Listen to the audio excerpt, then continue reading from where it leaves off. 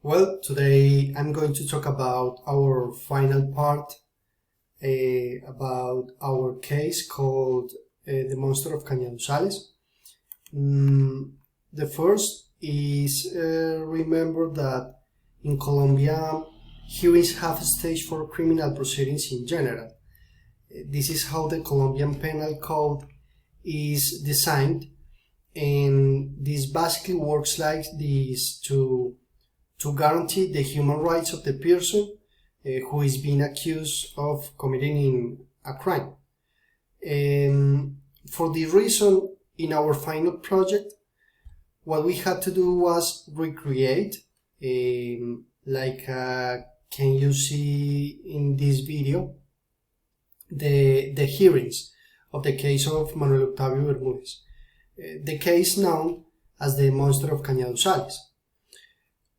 We have to remember that Manuel Octavio was captured thanks to an arrest warrant issued by a criminal youth from the Republic of Colombia. I said in the last opportunity.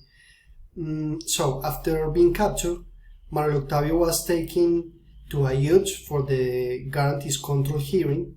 This hearing helps to determine if Manuel Octavio's human rights were respected during the capture. Okay, so Manuel Octavio's arrest warrant was considered legal, and then the next stage of the procedure was opened, hearing on the formulation of the accusation.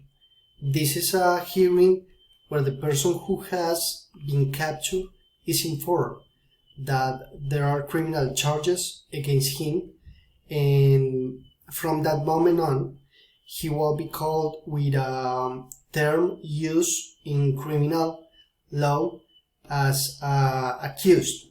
Okay. Days later, the accusation hearing was held, in which was made a summary of the events of the crime, and that was the reason for the capture of Manuel Octavio. In addition, in this hearing, all the evidence was revealed and made Mr. Manuel Octavio guilty of different homicides of children in the Valle del Cauca area in the Cañaduzales.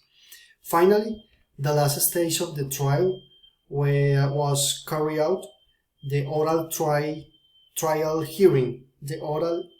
hearing.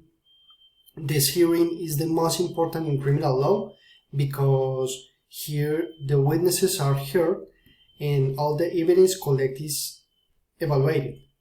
In this case of Manuel Octavio, scientific tests determined that in the lifeless body they found of the last child, called Luis Carlos Galvis, they found genetic material that correspond to Manuel Octavio.